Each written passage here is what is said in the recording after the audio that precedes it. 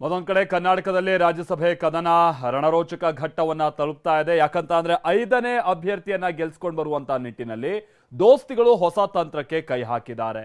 ಅತ್ತ ಅಡ್ಡ ಮತದಾನವನ್ನ ತಪ್ಪಿಸೋದಕ್ಕೆ ಕೈಕಲಿಗಳು ರೆಸಾರ್ಟ್ ರಾಜಕೀಯವನ್ನ ಶುರು ಮಾಡ್ತಾ ಇದ್ದಾರೆ.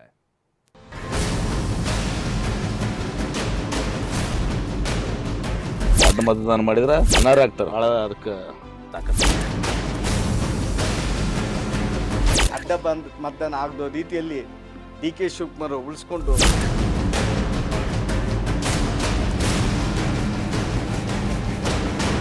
ಗೆಲ್ಲಬೇಕು, ಗೆದ್ದೇ ಗೆಲ್ಲಬೇಕು ಅನ್ನೋ ಹಠ ಕರುನಾಡಲ್ಲಿ ಕೈ ಜೋಡಿಸಿರೋ ದೋಸ್ತಿಗಳು ಇದೇ ಮೊದಲ ಬಾರಿಗೆ ಒಟ್ಟಾಗಿ ಅಖಾಡಕ್ಕಿಳಿದಿದ್ದಾರೆ.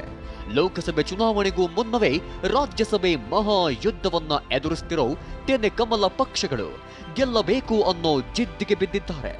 ಗೆಲುವಿಗೆ ಬೇಕಾದ ಎಲ್ಲಾ ಸೂತ್ರಗಳನ್ನ ಒಂದೊಂದಾಗಿ ಜಾರಿ ಮಾಡ್ತಿದ್ದಾರೆ.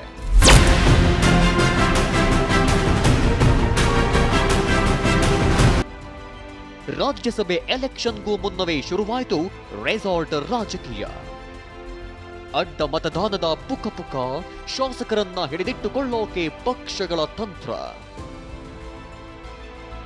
ಸ್ವಲ್ಪ ಯಾಮಾರಿದ್ರೂ ಕಷ್ಟ, ಕೇರ್ಲೆಸ್ ಮಾಡಿದ್ರೆ ತಮ್ಮ ಪಕ್ಷದ ಅಭ್ಯರ್ಥಿಯ ಸೋಲು ಖಚಿತ.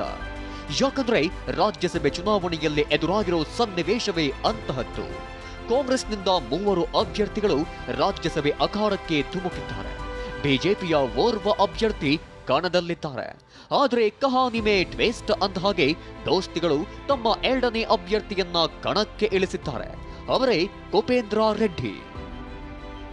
ರಾಜ್ಯಸಭೆ ಅಖಾಡದಲ್ಲಿ ಅಂಕಿ ಸಂಖ್ಯೆ ಆಟ, ಕೈಗೆ ಸಂಕಟ, ರಿವರ್ಸ್ ಆಪರೇಷನ್ ಆತಂಕ, ರೆಸಾರ್ಟ್ನತ್ತ ಶಾಸಕರು.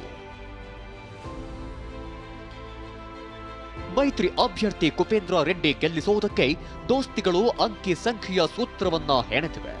ಬಿಜೆಪಿ ಪಕ್ಷ ತನ್ನಲ್ಲಿ ಉಳಿದಿರುವ ಶಾಸಕರ ಸಂಖ್ಯಾಬಲ ಮತ್ತು ಜೆಡಿಎಸ್ ಶಾಸಕರ ಸಂಖ್ಯೆ ನೆಚ್ಚಿಕೊಂಡು ಮೈತ್ರಿಯ 5ನೇ ಅಭ್ಯರ್ಥಿಯಾಗಿ ಕುಪೇಂದ್ರ ರೆಡ್ಡಿಯನ್ನ ಕಣಕ್ಕಿಳಿಸಿವೆ. ಅವರ ಗೆಲುವಿಗಾಗಿ ಇನ್ನಿಲ್ಲದ ಕಸರತ್ತು ನಡೆಯುತ್ತಿವೆ. ಮತ್ತೊಂದು ಕಡೆ ಕಾಂಗ್ರೆಸ್ ಕೂಡ ತನ್ನ 3ನೇ ಅಭ್ಯರ್ಥಿಯ ಜಯಕ್ಕಾಗಿ ಪಣ ತೊಟ್ಟಿದೆ. ಅದಕ್ಕಾಗಿ ರೆಸಾರ್ಟ್ ರಾಜಕೀಯ ಶುರು ಮಾಡಿದೆ.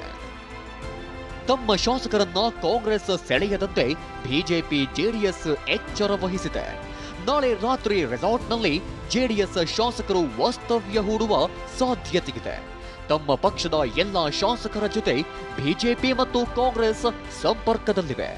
ಯಾಕಂದ್ರೆ ಮೈತ್ರಿ ಅಭ್ಯರ್ಥಿ ಕುಪೇಂದ್ರ ರೆಡ್ಡಿ ಗೆಲ್ಲಿಸೋಕೆ ದೋಸ್ತಿಗಳು ರಣತಂತ್ರ ಹೂಡಿದ್ದಾರೆ.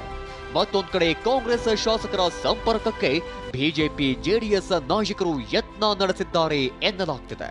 ಹೀಗಾಗಿ ಅಧಿವೇಶನದ ಬಳಿಕ ಹಿಲ್ಟನ್ ಹೋಟೆಲ್ಗೆ ಬರಲು ಎಲ್ಲ ಶಾಸಕರಿಗೂ ಸೂಚನೆ ನೀಡಲಾಗಿದೆ.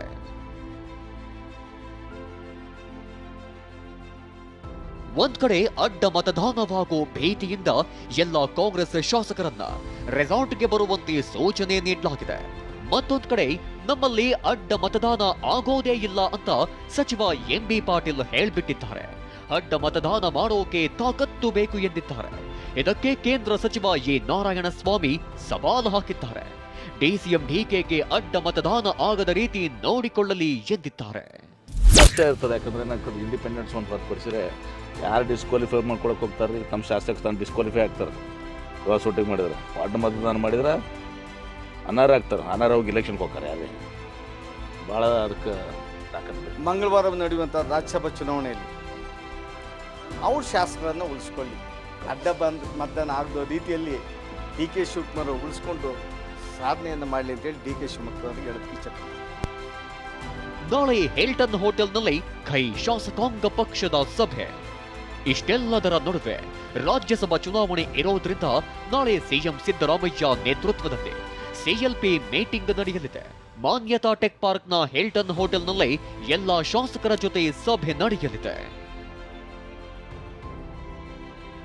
ಲೋಕಸಮರಕ್ಕೂ ಮುನ್ನವೇ ರಾಜ್ಯಸಭೆ ಅಖಾಡ ಹದಗೊಂಡಿದೆ.